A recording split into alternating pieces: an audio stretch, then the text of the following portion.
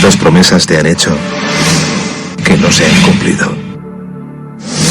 Yo no te prometo un gran sueldo. Te prometo un trabajo fijo. No te prometo que siempre sea como el primer día. Te prometo que nunca te faltarán las fuerzas. No te prometo que todos tus compañeros resistan. Te prometo que se puede llegar hasta el final. No te prometo personas importantes. Te prometo personas que no saben cuánto valen. No te prometo que vayan a hacer caso de lo que digas. Te prometo que querrás repetirlo una y otra vez.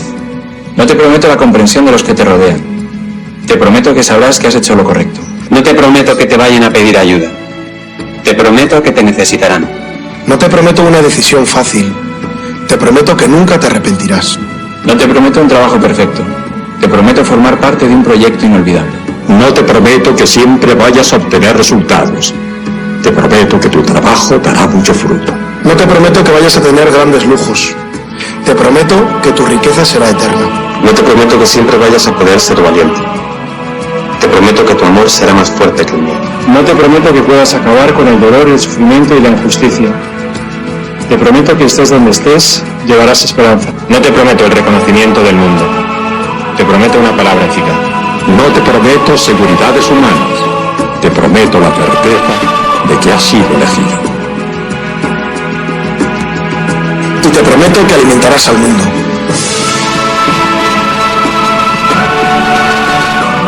Unirás corazones. Acompañarás a los que sufren. Confirmarás a los que quieren ser fuertes. Experimentarás con ellos la verdadera alegría. Sumergirás a los hombres en la verdad. Y serás sacerdote, testigo de Jesucristo.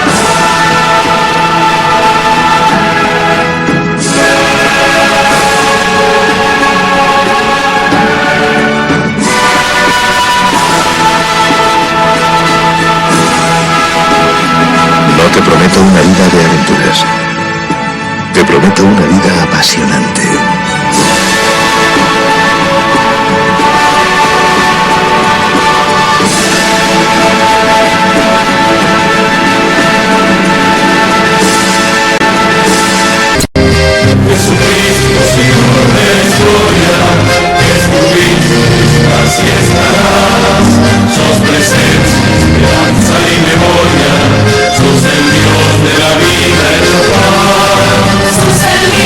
Jesús que estuviste junto al agua en Nazaret y ante el hambre del pueblo exigiste denle ustedes por Dios de comer.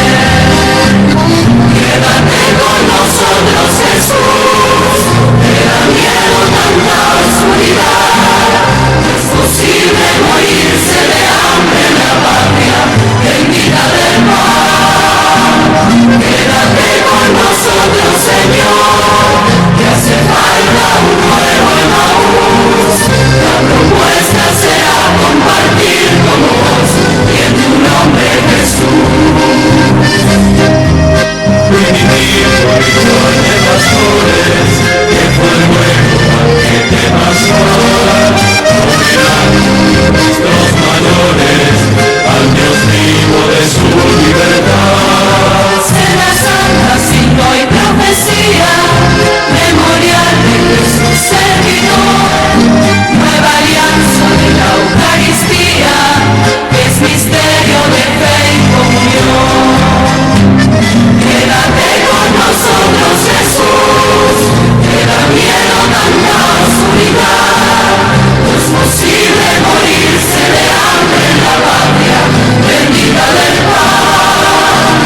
Quédate con nosotros, Señor, que hace falta un nuevo Emaús. La propuesta será compartir con vos y en tu nombre Jesús, Jesús. El peor analfabeto es el analfabeto político. No oye, no habla, no participa de los acontecimientos políticos. No sabe que el costo de la vida, el precio del poroto, del pan, de la harina, del vestido, del zapato y de los remedios dependen de decisiones políticas. El analfabeto político es tan burro que se enorgullece y ensancha el pecho diciendo que odia la política. No sabe que de su ignorancia política nace la prostituta, el menor abandonado y el peor de todos los bandidos, que es el político corrupto, mequetrefe y lacayo de las empresas nacionales y multinacionales. Tarde aquí, y es alguien que ustedes conocen y siempre me piden que lo invite. Es Sebastián Salgado. ¿Cómo estás, Sebastián? Buenas tardes. Ariel, qué gusto volver a charlar con vos después de algún tiempo, ¿no? Exactamente, sí, siempre estamos en contacto, pero lo importante es que la audiencia, las audiencias... Finalmente, ¿estamos en tu canal también? Sí, estamos transmitiendo en vivo para Data Urgente y después hoy más tarde también para el canal Extra TV en la ciudad de Buenos Aires, por el sistema Claro, por el sistema Movistar y por el sistema Telecentro y algunos más que se están sumando al interior del país. Pero felicitaciones. Data Urgente es, el canal de Sebastián Salgado, una fuente de información permanente a través de todas las redes sociales. Así que, amigos, vayan, los que no lo siguen todavía, vayan porque hay mucha información. Data Urgente. Sebastián, entonces siempre un placer, claro, tenerte aquí en el canal para conversar. Además, nos hemos conocido personalmente y hemos viajado juntos. En fin, todas unas buenas experiencias. Pero lo que nos convoca es la guerra contra Irán, no es la guerra con Irán, es la guerra contra Irán que los anglosionistas creían que iba a ser un paseo esta gente, por lo que entiendo, y eso que tú y muchos les habíamos dicho, pero se ve que no nos ven, allí en el Pentágono, que Irán no era ni Venezuela, ni una presa fácil, ni que con amenazarlos se iban a doblegar. ¿Cómo ves el escenario allá más de 2 semanas de esta agresión tan atroz y tan traicionera contra Irán? Bueno, varias cosas, Ariel, que nos han ido llamando la atención. Primero, la respuesta rápida, diferente a lo que fue Promesa Verdadera 3, que se demoró algún tiempo después de las agresiones occidentales contra la República Islámica. Esta vez, seguramente, ¿no?, vinculado al martirio del Ayatollah Jamenei, al infanticidio, una más, que el ente israelí y Estados Unidos han generado, en este caso en el colegio en el sur de Irán, en la ciudad de Minab, contra casi 180 niñas entre 8 y 12 años, ¿no? Cuesta todavía dimensionar ese inicio que hace que, lógicamente, ante el espanto, ante ese nivel de agresiones, no solamente el gobierno iraní, sino también el pueblo, ¿sí?, salió a la calle casi exigiéndole a su gobierno una respuesta al nivel de la agresión que ellos mismos estaban sufriendo. Y al manifestarlo en la vía pública, al manifestarlo en las calles, o sea, exponiendo su propia seguridad ante la continuidad de los bombardeos occidentales, bueno, evidentemente los plazos se dieron de una manera diferente y al mismo tiempo contundente. A mí me da la sensación de que Occidente, el anglosionismo, ha cometido un gran error de cálculo.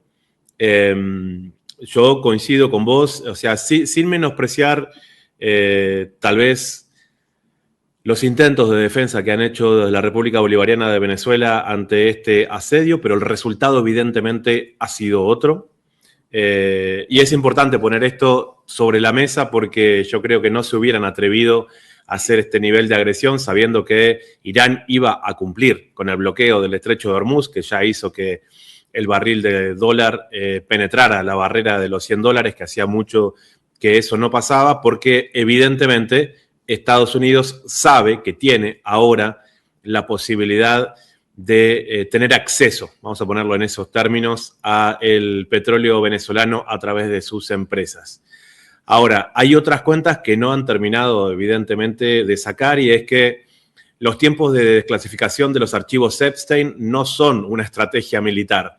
Entonces, ahí hubo como una huida hacia adelante, porque en cualquier momento puede aparecer esta tarde o mañana, un video del presidente de los Estados Unidos teniendo relaciones con niñas, ¿sí?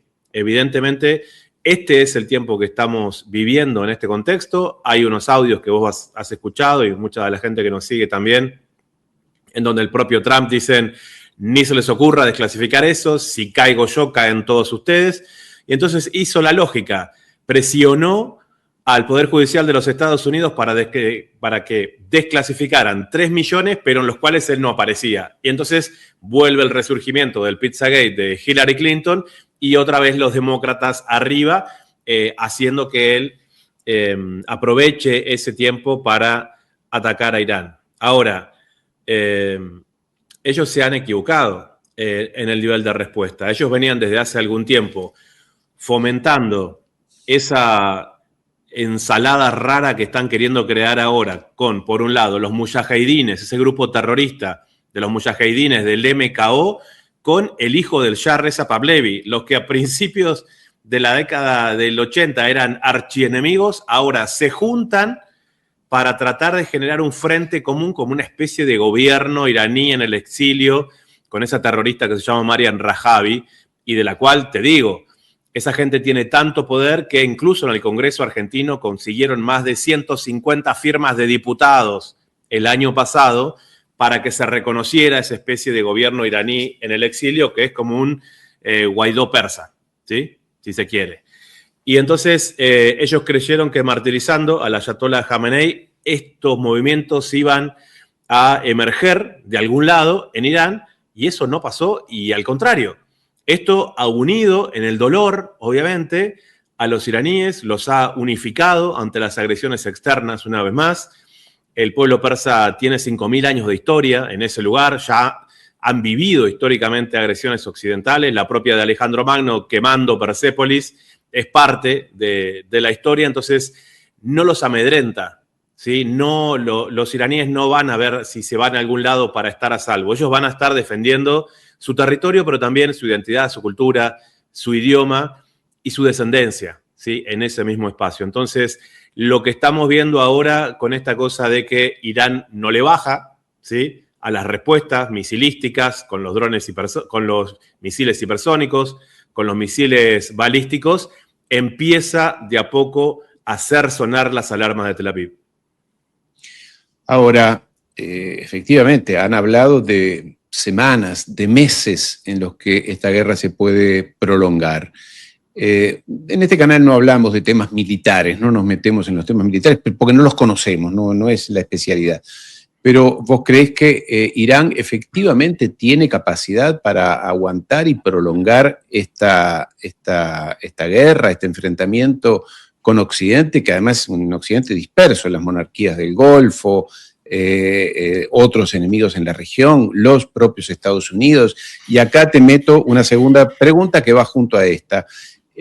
Muerto el ayatollah, asesinado Khamenei, se cae la fatua de no tener bomba atómica si un pueblo iraní que ya está harto, ya pasó, se le pasó por encima la historia y está harto de las traiciones y el juego sucio de Occidente y está pidiendo ir por todas.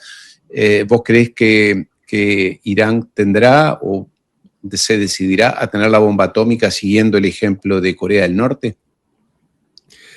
Bueno, primero, ¿hasta dónde puede resistir Irán? Mirá, acordate que en el siglo XX la guerra más extensa que existió fue la guerra Irán-Irak. No fue ni la Primera ni la Segunda Guerra Mundial. Duró 8 años, en el cual un Saddam Hussein financiado por Estados Unidos, básicamente, le declara la guerra a la naciente revolución islámica, que no tenía prácticamente con qué defenderse, ¿sí? Tenía muy poco, entonces creyeron ellos, bueno, políticamente están fuertísimos, pero si los atacamos militarmente, si no tienen ahora armamento pesado para defenderse.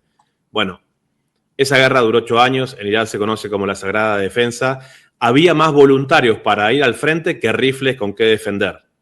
Y ese espíritu se mantiene hasta el día de hoy. Entonces, les tiraron con armas químicas, una cosa espantosa, ¿no? Fue tremendo, fue tremendo.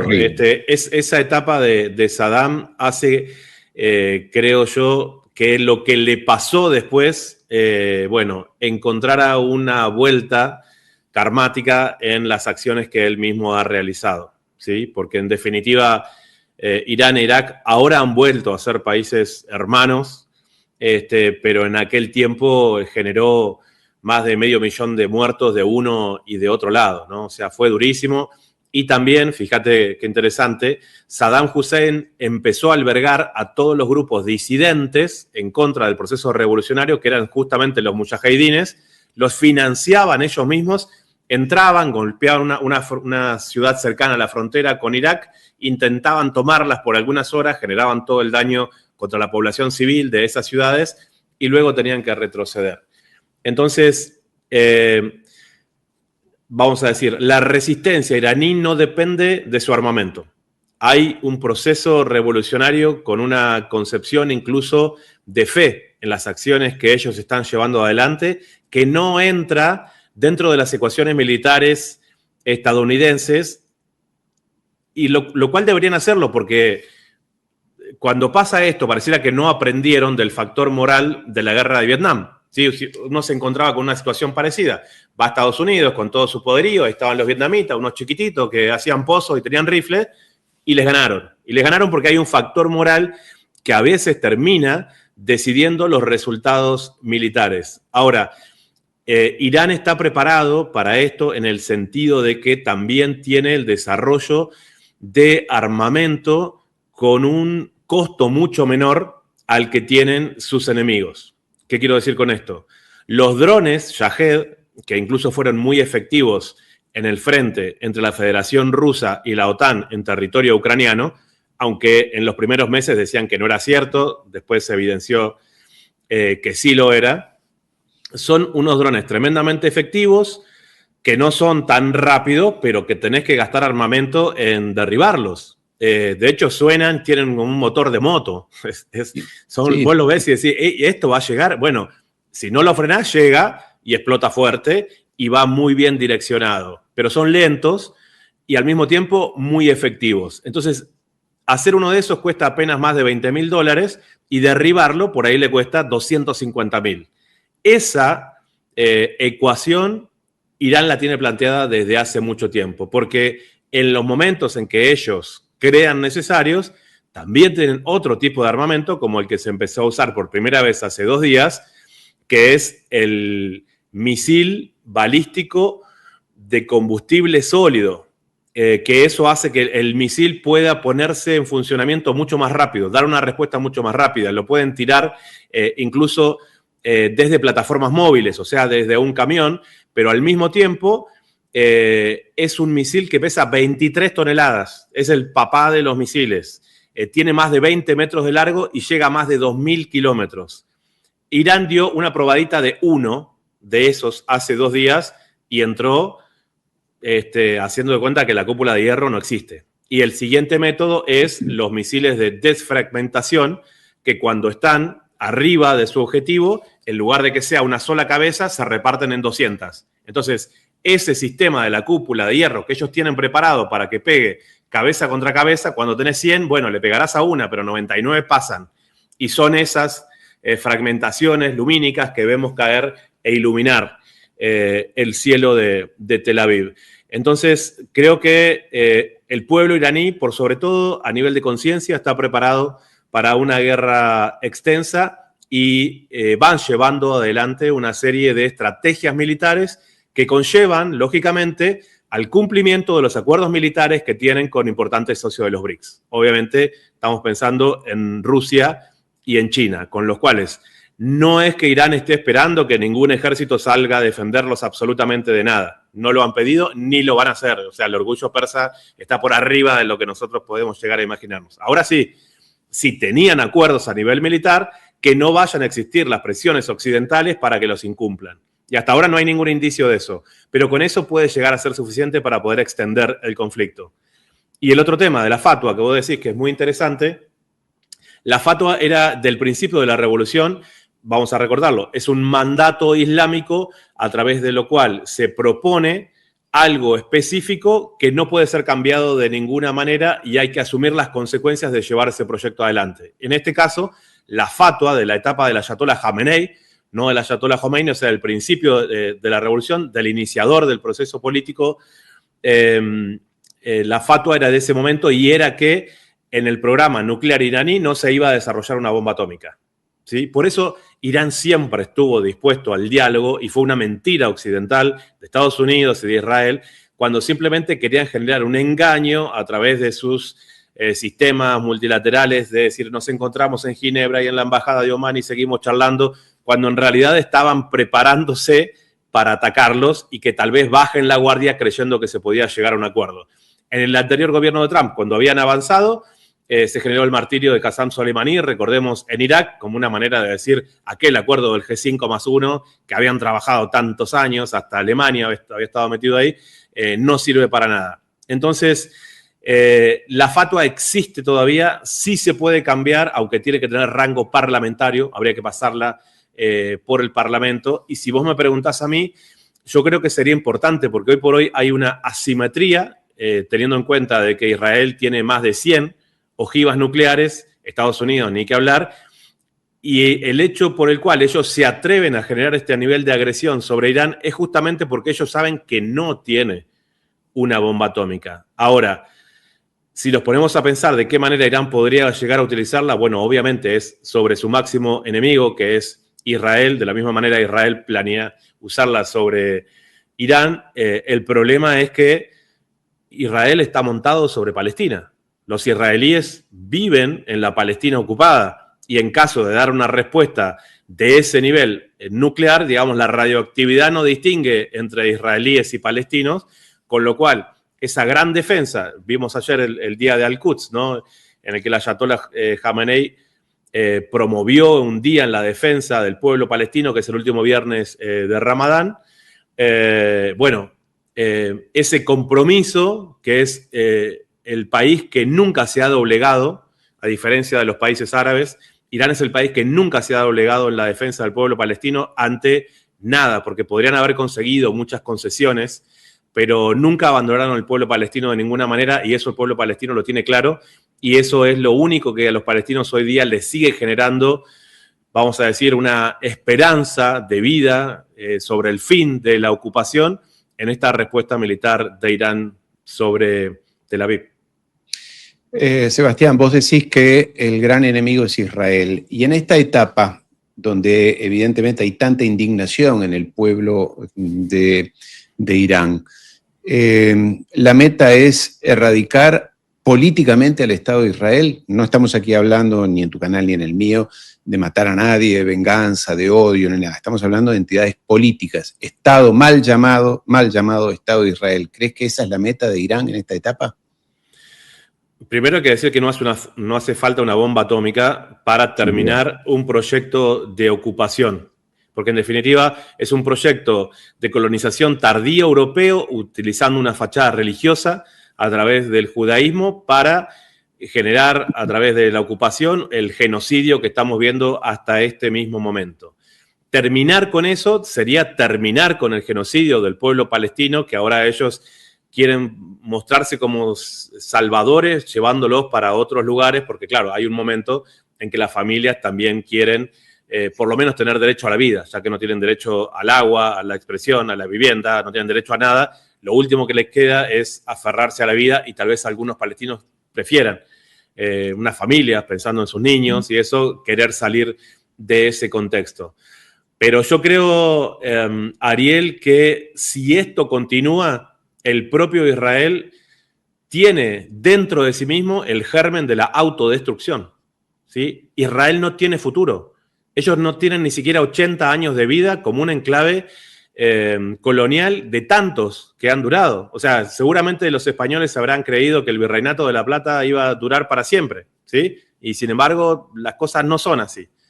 Ellos se ponen en un lugar que tienen los palestinos, no sé, más de 10.000 años de historia.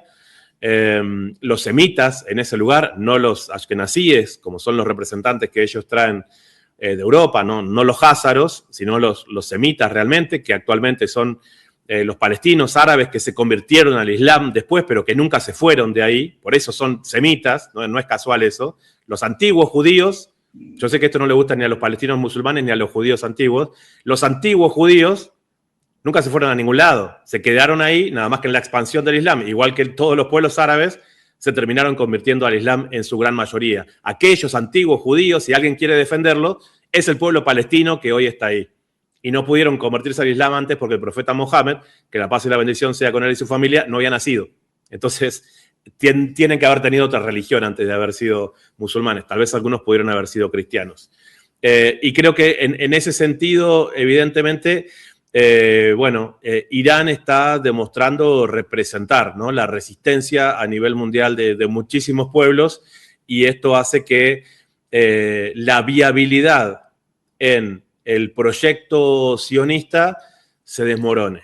Por eso no es casualidad tampoco, Ariel, lo que estamos viendo de estos archivos desclasificados en la República Argentina, donde el gobierno de Javier Milei, más allá de Mecorot, más allá de los incendios en la Patagonia, más allá de la venta de tierras, más allá del convenio del Estado, donde les dan prestaciones sociales a cualquier ciudadano israelí que se quiera venir a la República Argentina, están empezando a articular un plan para traer a 300.000 israelíes a la República Argentina. Sí, ese es un tema que quería tocar contigo, porque yo lo he visto en las redes sociales, pero no le di entidad institucional. Pero vos me lo confirmaste previamente que efectivamente hay... sabemos que Milei le ha dicho a Netanyahu que cualquier problema se vienen acá. Total, tenemos lugar.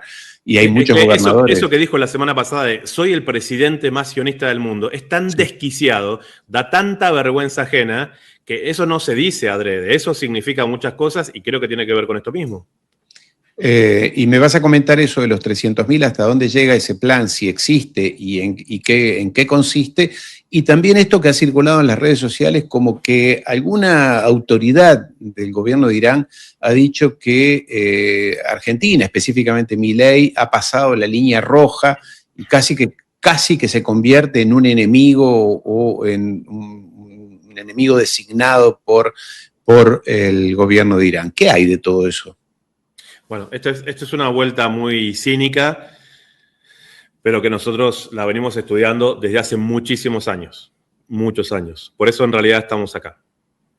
Hoy justamente se cumplen 34 años del atentado a la Embajada de Israel en la ciudad de Buenos Aires, 17 de marzo de 1992. ¿Cuántos muertos hubo, Sebastián? Bueno, ese es un gran tema, gran tema, porque algunos dicen 29, otros dicen 21.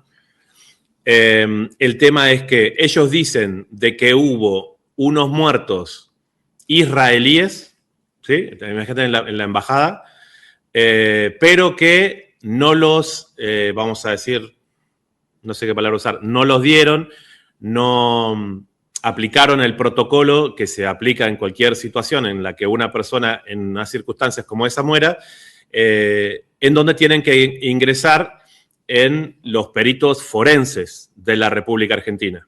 ¿Sí? Entonces ellos dijeron, murió tal y tal y tal, tal, pero como son israelíes, nos los llevamos para allá. No, pero ¿cómo? Estamos acá en Argentina. No, sí, pero era la Embajada de Israel.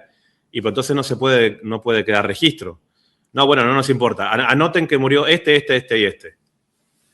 Bueno, yo quiero decirte, no hay registro en ninguna morgue argentina de que ni en el atentado de la Embajada de 1992, ni en el atentado de la AMIA de 1994 haya muerto ningún ciudadano israelí. Vayamos pensando, ¿no? En el momento en que se iba a dar el ataque a la Embajada de Israel, que hoy se cumplen años, el 17 de marzo, justo el embajador dijo que tenía que salir y que como él tenía que salir, lo tenían que acompañar todos los guardias de seguridad que estaban en la embajada. Le dijo, muchachos, vamos, que tenemos que ir a no sé dónde. ¿Y quién se queda cuidando la embajada? No, nadie. Inventaron una historia de una camioneta Ford que nunca nadie la vio. Nunca nadie la vio. No existió. Entonces, ahí lo que hubo fue una implosión. Estos temas son indispensables porque son los que empezaron a cambiar el rumbo de los intereses del sionismo en la República Argentina y ese proyecto de victimización que ellos crearon a través de estos atentados que llevaron adelante la CIA y el Mossad en la República Argentina, hicieron de que ya nadie más pudiera criticar a alguien vinculado a Israel porque te acusaban en todos los medios corporativos. Bueno, yo no tenía ninguna participación, ¿no? Pero aquella persona que quería debatir sobre esto decían, entonces estás avalando a los terroristas. Y es el día de hoy de que en los medios argentinos, algunos que se creen serios, no sé, incluso de economía, y dicen, asume en Irán, bueno, ahora dicen que hoy justamente fue martirizado también, el jefe de seguridad del Consejo de Guardianes de la Revolución, que era imputado por haber generado el atentado en la AMIA en 1994. Y siguen hablando de esa manera. Entonces, evidentemente hay una serie de estructuras narrativas que son impuestas en la República Argentina que tienen que ver específicamente con ese proyecto sionista que no es algo de ahora, sino desde el inicio, de fines del siglo XIX, cuando el propio Theodor Herzl escribió ese panfleto que se llama El Estado Judío, donde ellos delinean muy claramente cuál es su proyecto y cuáles son los dos lugares objetivos que ellos tienen para llevar adelante ese proyecto político. ¿Palestina o Argentina? Es el título incluso de uno de esos capítulos. Entonces, lo que esté pasando en la Palestina ocupada ahora, lo que esté pasando en Israel en este momento, la viabilidad de ese proyecto de ocupación en Argentina debe ser el tema número uno, porque aquel otro proyecto que era la República Argentina, desde mi análisis, nunca lo abandonaron. Simplemente son estructuras diferentes. Y ahora lo que nos ha sorprendido en esta última semana, en el contexto en que el presidente Milei dice soy el presidente más sionista del mundo, es que nos encontramos con este archivo desclasificado, se fue redactado el 8 de marzo, prácticamente a las pocas horas tuvimos acceso a él, pero esperamos a poder dialogar con gente vinculadas a las Fuerzas Armadas de nuestro país, hay que decirlo, hay gente muy valiosa, hay gente que no acompaña este proyecto de entrega de la República Argentina, que está tratando de imponer la libertad de avanza en todos los órdenes, porque ellos ponen a las cabezas en los altos mandos, pero de los mandos medios hacia abajo, yo te digo que ahí la gente tiene una concepción de la defensa nacional que no están para nada de acuerdo con lo que está pasando. Por eso se filtran este tipo de documentos y por eso hemos tenido acceso a ellos. ¿Vos te referís a eso de que se van a recibir 300.000 judíos sionistas a los cuales el gobierno argentino les brindaría planes sociales, subvenciones, en fin, condiciones de apoyo económico para que se inserten en Argentina? ¿Es así? Es así. Esto, digamos, ya tiene un estado previo que empezó con el gobierno de Macri en el año 2017, que es un convenio entre países para dar salarios, beneficios sociales, beneficios médicos a ciudadanos israelíes que quieran venir a la República Argentina. Ahora, en este contexto, fijémonos lo absurdo de todo esto, Israel ataca a Irán y no pasan ni 15 días de que dicen, por la guerra vamos a aceptar 300.000 ciudadanos israelíes. O sea, este es otro tipo de proyecto donde evidentemente nos quieren instalar una quinta columna, por decirlo menos, una quinta columna en términos de la Guerra Civil Española, pero que evidentemente esto va en contra de los intereses de los argentinos y las argentinas y de nuestros proyectos soberanos. Yo, si querés, lo tengo por acá, es relativamente corto, te lo puedo compartir, si querés. Claro, claro. Ahora, esto choca, va de frente con lo que tanto Milei como Kast en Chile, o sea, la misma filosofía política, tanto dicen que el país está siendo invadido por inmigrantes. Sí, bueno, es esa estructura, ¿no?, fascista que tienen ellos, en donde les preocupan nuestros hermanos latinoamericanos que a veces llegan buscando oportunidades, pero les fascinan, ¿no?, aquellos con fisonomía europea que vienen en busca de beneficios realmente y en pos de intereses políticos que van en un sentido contrario a los intereses de los argentinos. Ahora, Sebastián, te llevo nuevamente a Asia Occidental, Medio Oriente. Esto, 300.000, es mucha gente, y más una entidad como la de Israel, donde ya se han ido, hablan de más de 1 millón de personas que ya se han ido, obviamente. Allí no había ningún apego especial a ese territorio, de toda esa gente que llegó allí, más allá de que es la tierra prometida, pero empezaron los disparos, los tiros, los misiles, y como ratas que abandonan el barco fueron corriendo al Ben Gurión, a los aviones, a los ferries en el puerto de Haifa, a escaparse como sea, a pagar fortunas por irse, dejar sus cosas allí, y 300.000 estaría dando la pauta de que efectivamente, y esto lo uno con lo que vos decías al inicio, se autodestruye Israel, y este es lo que todos creemos y esperamos que pase. Es decir, que finalmente ocurra como ha pasado en tantas historias, en tantos momentos con entidades coloniales, que se consumen en sí mismos. La gente se va porque no tiene ningún apego a esa tierra y no acepta o no aguanta la confrontación con los nativos o con las personas que realmente son dueñas de esa tierra. Esto es lo que vos creés que va a pasar, y a su vez los que quedarán allí, o por lo menos en unas etapas iniciales, serán los fanáticos, esta especie de lumpen proletariado que hay allí, esta especie de hooligans llamados colonos, que se sienten importantes porque les han dado un arma, un uniforme, y poder maltratar a un palestino desarmado. ¿Vos creés que esto que viene por ahí, la autodestrucción de Israel? Sí, evidentemente ellos siempre intentan mostrarse muy fuertes, pero hay algunos indicativos que muestran el resquebrajamiento absoluto, incluso ante la resistencia del pueblo palestino. El ejército israelí, ese ejército que está acostumbrado a asesinar civiles, no a entrar en guerras, es el ejército que tiene el índice de suicidios más altos del mundo. ¿Sí? El ejército israelí es el ejército que tiene el índice de suicidios más alto del mundo. Por algo los chicos de gorrita y trencita, los judíos ortodoxos, dicen, no, nosotros venimos acá, pero no nos hagan ir al frente, están locos ustedes. Y bueno, y ahí los tienen a patadas para decirles, no, che, ustedes tienen 20 años, tienen que ir al ejército. No, nosotros venimos acá para rezar.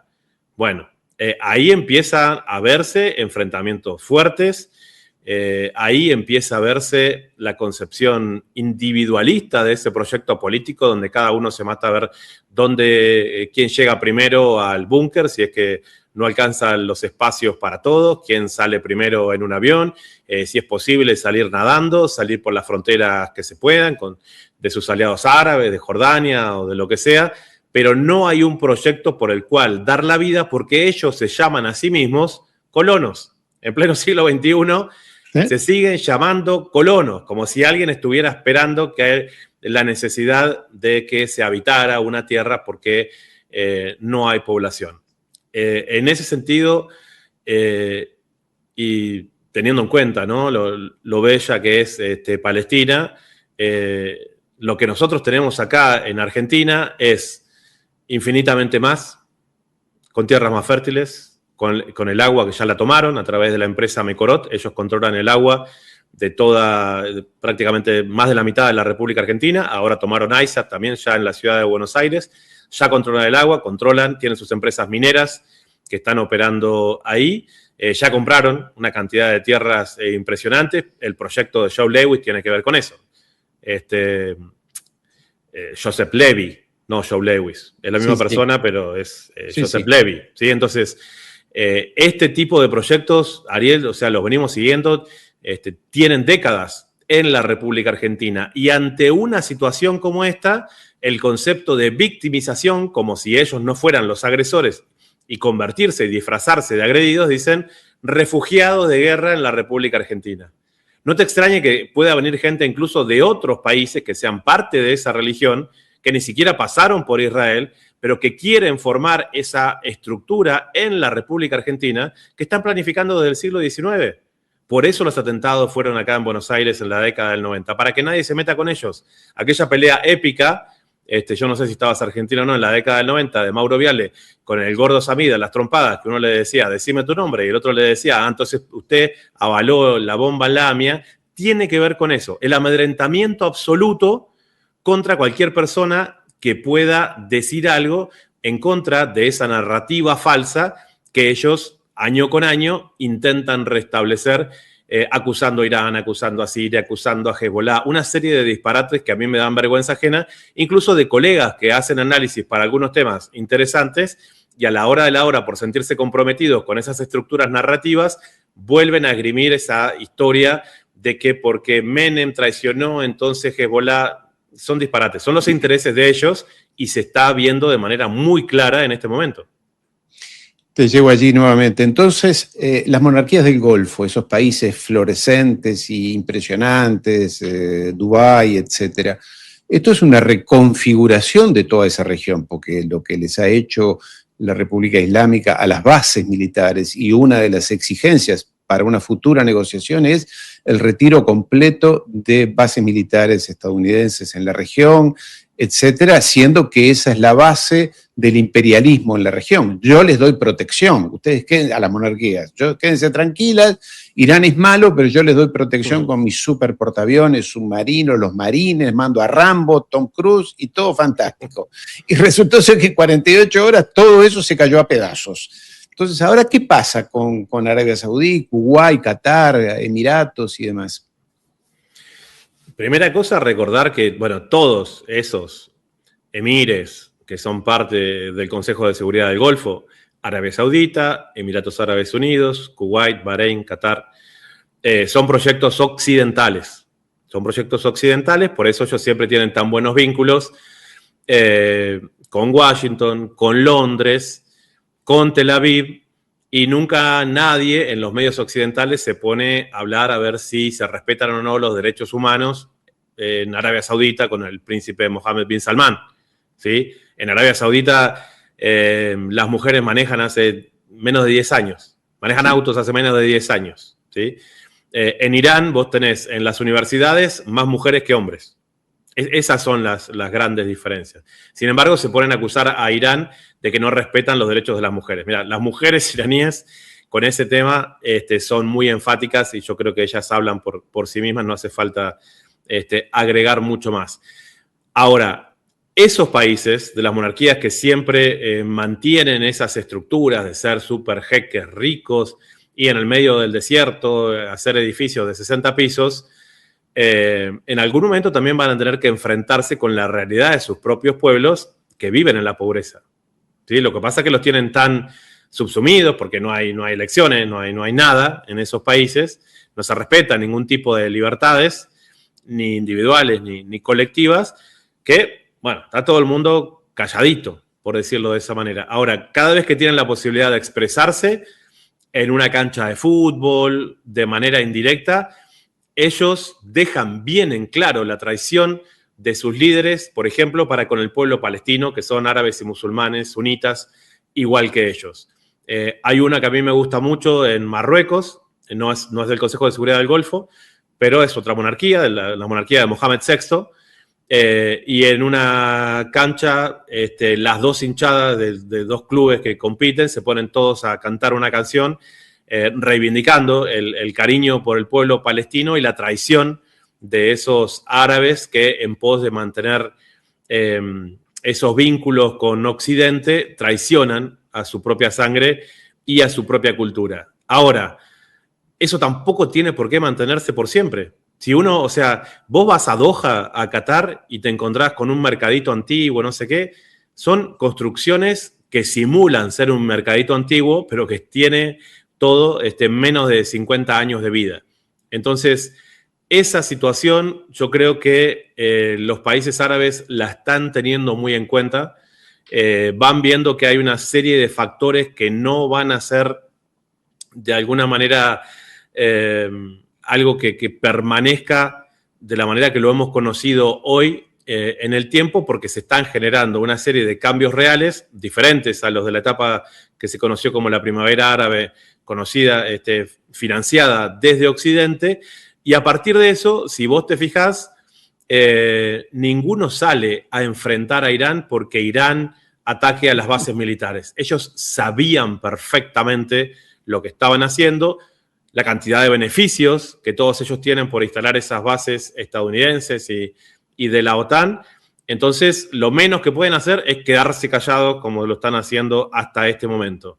E Irán demostró, o sea, enfrentar a todos juntos. No está enfrentando a los países árabes como quisieron manifestarlo la semana pasada en el Consejo de Seguridad de las Naciones Unidas, en donde en lugar de tratar el ataque unilateral a Irán con el martirio del Ayatollah y lo del colegio de Minab, trataron un supuesto ataque de Irán a los países árabes, cuando en realidad lo que se está atacando son las bases militares estadounidenses. Entonces, yo creo que afortunadamente hay un nivel de diálogo que antes no existía. Arabia Saudita e Irán, que son dos países que siempre habían tenido una especie de enfrentamiento regional, volvieron a establecer sedes diplomáticas. Esto es para mí un gran trabajo de alguien que debería recordárselo más seguido, que fue el presidente Raisi.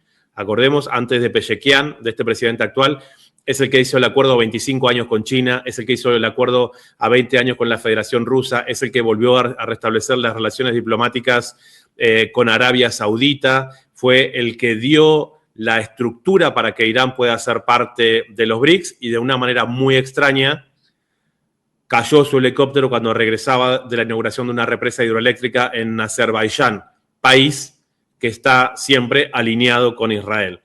Entonces, creo que hay una nueva Asia Occidental y evidentemente el liderazgo está marcado desde Teherán.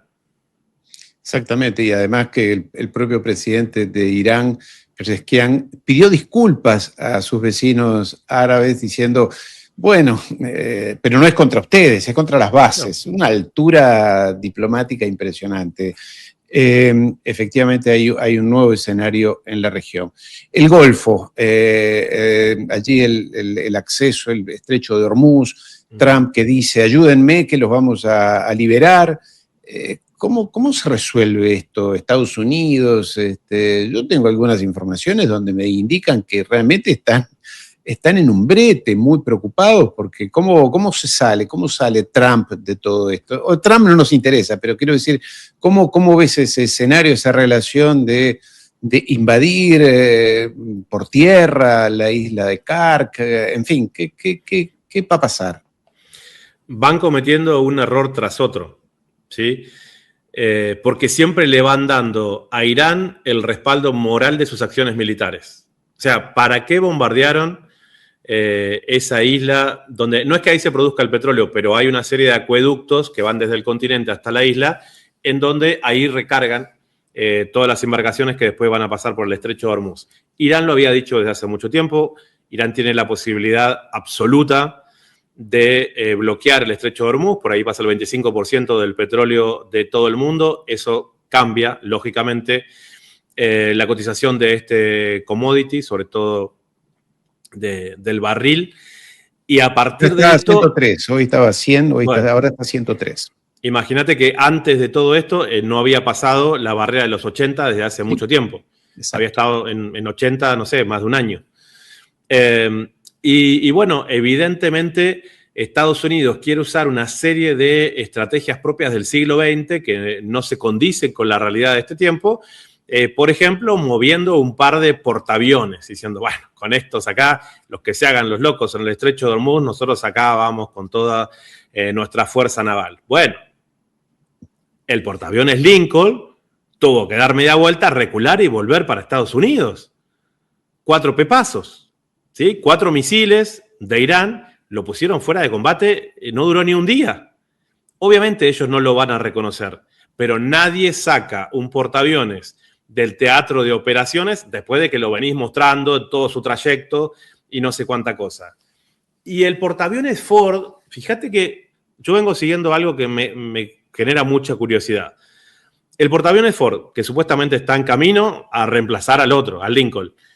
Cada uno, obviamente, con su grupo de destructores que lo acompañan, con los submarinos que lo van acompañando desde abajo para protegerlo. Los 4 misilazos le entraron igual.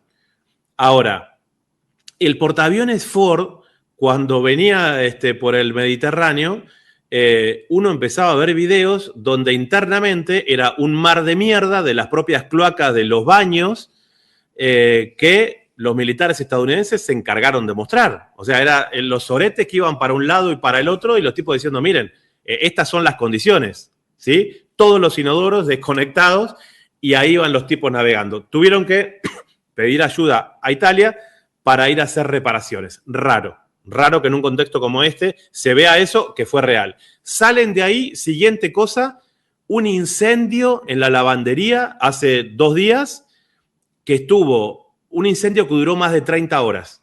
Cualquiera lo puede ver ahora en el Wall Street Journal. Lo comentamos hoy por la mañana. De hace un ratito.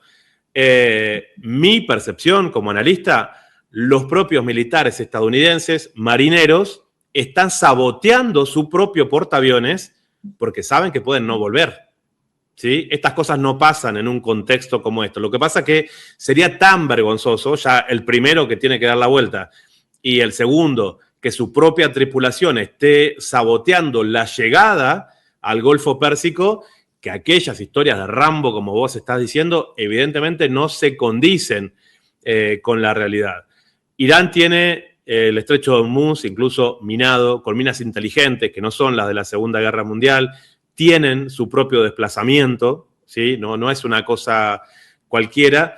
Y así todo, o sea, si se quisiera desde la distancia, un buque petrolero, si ya le avisaste que no podía pasar por ahí, es la cosa más simple del mundo, son como patitos en una laguna. Entonces, ¿de qué lo van a cuidar un destructor estadounidense? Vamos a ponerlo en estos términos. ¿Qué aseguradora va a pagar eso? Ninguna. ¿Qué aseguradora va a pagar que ese buque de Aramco pase por el estrecho de Hormuz? ¿Cuánto va a costar eso? ¿Cuánto va a costar que 4 petroleros lo acompañen para demostrarle qué? ¿A quién? ¿A las aseguradoras? Bueno, no. Se metieron en un problema muy serio y esto con Irán creo que solamente lo pueden llegar a destrabar con diplomacia. Irán no llega a acuerdos bajo presión y eso es algo que Donald Trump evidentemente no termina de entender. Exactamente, y es la pregunta entonces, ahí Irán puso algunas condiciones, reparación de guerra, retiro, levantamiento de todas las sanciones, que implicaría pasar por votaciones en el Congreso de los Estados Unidos, reconocimiento del pueblo palestino, en fin, una serie de condiciones más. ¿Cómo se resuelve esto? Porque ha llegado a un nivel de confrontación y de decisión en el cual uno no ve un final lógico y próximo. ¿Cómo se resuelve esto? El problema es que la Casa Blanca se maneja desde Tel Aviv. Y entonces Tel Aviv puede apostar a la destrucción total porque ellos ya se están organizando un lugar en Argentina. ¿Sí? Son los únicos que están cambiando. Y bueno, si esto no funciona, nosotros nos vamos para allá. ¿Pero qué? ¿Hay alguien que nos reciba todo? Sí, un tipo que se llama Milei, lo inventamos nosotros, dicen ellos, los de la secta Chabad Lubavitch. Así que podemos hacer lo que queramos con Argentina. Ellos están en esta coyuntura con un tipo agarrado en las pelotas con la desclasificación de los archivos Epstein y prefieren ir por todo. Por eso incluso se dan el lujo, casi decir, de querer pensar en una incursión por tierra al Líbano, ¿sí?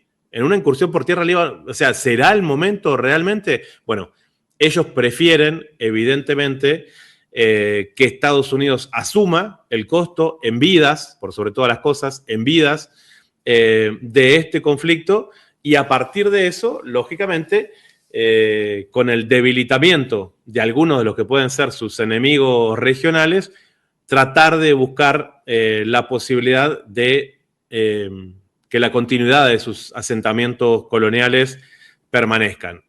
Yo creo que siguen errando mucho en esos cálculos. Creo que hay un factor más, hay varios, pero un factor que es importante en el sentido de que los palestinos están ahí todavía. Son más de 2 millones. Todo lo que han sufrido en los últimos 80 años, ¿a qué no estarán dispuestos los palestinos a asumir en la resistencia en el caso de que los controles contra ellos aflojaran un poco? Porque el contexto militar así lo amerita, porque tengan que usarlos para defender sus fronteras, ya no a ver a dónde tienen encarcelados a los palestinos. Y ahí tenés 2 millones de combatientes, aunque tengan un palo en la mano, ¿eh? Ahí tenés 2 millones de combatientes, aunque sea con un palo en la mano, que están esperando su oportunidad para salvaguardar sus propias vidas, más nada. O sea, un 7 de octubre recargado, por ejemplo. Una gran intifada. Una gran intifada. Mucho Cisjordania, Gaza, combinadas. Imagínate vos, o sea, ¿cuántos de esos colonos que están metidos en Cisjordania, que se pavonean con las ametralladoras en la espalda, que utilizan a los militares para vos sabés que escupen a los chicos palestinos cuando van a la escuela, el que te pusieron como vecino te tira la mierda para dentro de tu casa, se meten dentro, tiran excremento en los pozos de agua, hacerle las vidas miserables. Si empiezan a ser menos, ¿no hay un rencor ahí acumulado o algunas cuentas que ajustar? Bueno, yo creo que son temas que ellos tienen que ir pensando realmente porque evidentemente lo que ellos han hecho contra el pueblo palestino, si bien puede permanecer impune ante los tribunales judiciales, y ahí lo vemos a Netanyahu que todavía anda de un lado para el otro, si es que es él. Si es que es él, o estos videos que nos quieren mostrar con inteligencia artificial, pero lo cierto es que estamos a la deriva, Ariel. O sea, no hay unas Naciones Unidas que respeten el derecho internacional, no hay ninguna institución, no hay nada. Los pueblos estamos solos y a la deriva. Y depende de nosotros mismos el nivel que nosotros le querramos dar a la resistencia. A mí hay una frase que me gusta muchísimo de Tomás Sankara, el gran líder de Burkina Faso, donde el año pasado tuvimos la posibilidad de ir a hacer un documental por allá, por la continuidad de ese proceso político en la presidencia actual de Ibrahim Traoré. Y Tomás Sankara decía que aquellas personas que no están dispuestas a asumir el sacrificio y las consecuencias de su proceso de liberación merecen seguir siendo esclavos. Y mirá que Burkina Faso ha sufrido muchísimo de lo que es el proyecto de colonización francés hasta el día de hoy. Todavía están usando el franco africano ese. Pero me parece interesante, En lugar de victimizarse, es decir, si vos no estás dispuesto a llevar adelante tu proceso de liberación, y se lo voy diciendo también a nuestros compatriotas argentinos. Exactamente. En todo el territorio, para que lo vayamos teniendo en claro. Si no estamos dispuestos a llevar adelante nuestro propio proceso de liberación ante lo que está ocurriendo en este momento en la República Argentina, seremos los responsables de nuestro propio encierro por parte de este gobierno y sus secuaces, y es lo que le vamos a estar dejando a nuestras próximas generaciones. ¿Cuánto no estarían dispuestos los palestinos del 47, del 48 a decir hubiéramos peleado mucho más para que nuestros hijos, nuestros nietos, nuestra descendencia no tuvieran que estar padeciendo en las cárceles, en las mazmorras israelíes, todo lo que han sufrido durante estos 80 años? Creo que es algo que tenemos que empezar a pensar de manera muy seria y sobre todo sabiendo que dentro de nuestras Fuerzas Armadas todavía tenemos compatriotas que están dispuestos a hacer lo que haga falta para liberar el país.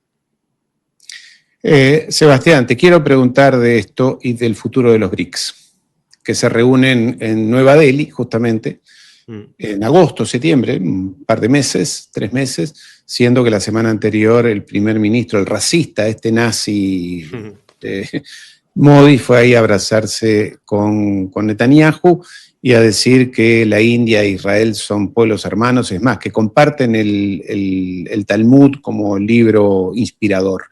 Y se reúnen entonces los BRICS. ¿Qué pasó con los BRICS? ¿Qué pasará con los BRICS, donde también está Irán? Estarán sentados alrededor de una mesa. Cada vez más parece que el caballo de Troya de los BRICS era de India, justamente. Este tipo de actitudes en estos contextos del tipo ir al Parlamento israelí y decir "We stand with Israel", o sea, es como anacrónico, es de otro tiempo. Eso es decir, nosotros justificamos el genocidio que ustedes hacen contra el pueblo palestino. Ahora, uno también tiene que entender la política real. Y los BRICS por ahora son una conjunción de países que están articulando desde hace relativamente poco tiempo. O sea, no es como la OTAN que está desde la década del 40. Entonces, la realidad es que la experiencia BRICS es muy joven todavía. Creo que se han enfocado en estructuras más vinculadas a lo cultural y económico y no tanto al campo militar. El tema es que, evidentemente, eso puede generar resquebrajamientos hacia el interior y me parece que la India puede ser un factor muy importante, porque si la India es ese país que se va a convertir en el nuevo Arabia Saudita, pero más grande, vamos a ponerlo en esos términos, de que Occidente prefiere que Modi se mantenga en ese lugar porque de alguna manera se corresponde más su gobierno a los intereses occidentales que a los de los gobiernos BRICS. Bueno, evidentemente ese proyecto puede empezar a resquebrajarse hacia el interior, ¿no? Por ahora creo que es eso, percepciones.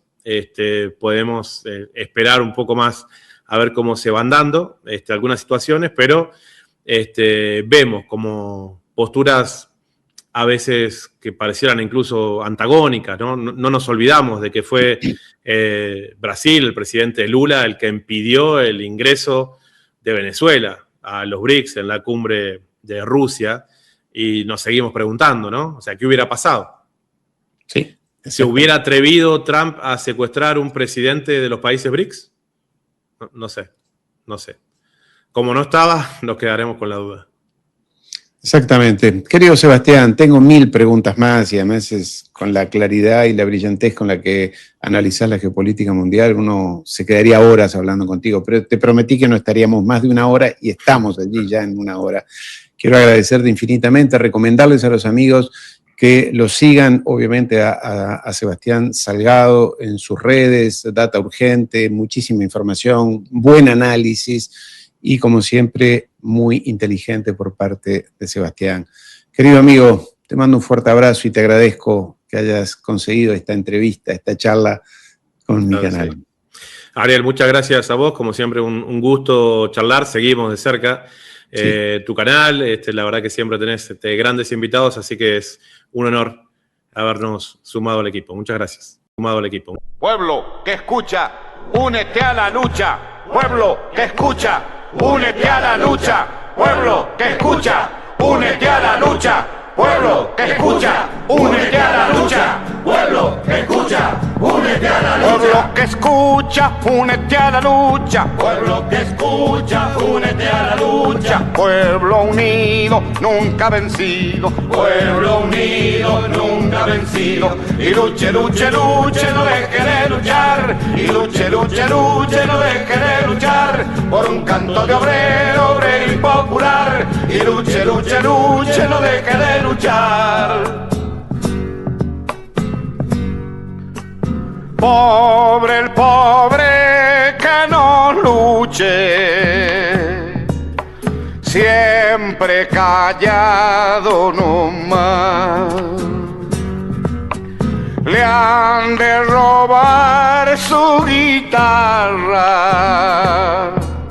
nunca más ha de cantar. Y luche, luche, luche, no deje de luchar. Y luche, luche, luche, no deje de luchar. Por un canto de obrero, obrero y popular. Y luche, luche, luche, no deje de luchar. Pueblo que escucha, únete. ¿Qué cosas tiene mi pueblo que no las puedo callar? Cualquiera viene y le ofende y él calladito nomás. Pero guarda al que trampea, pero guarda al que le miente, porque mi pueblo no es tonto, porque mi pueblo es valiente, porque mi pueblo algún día cuando la sangre reviente habrá de salir cantando con un fusil en la frente.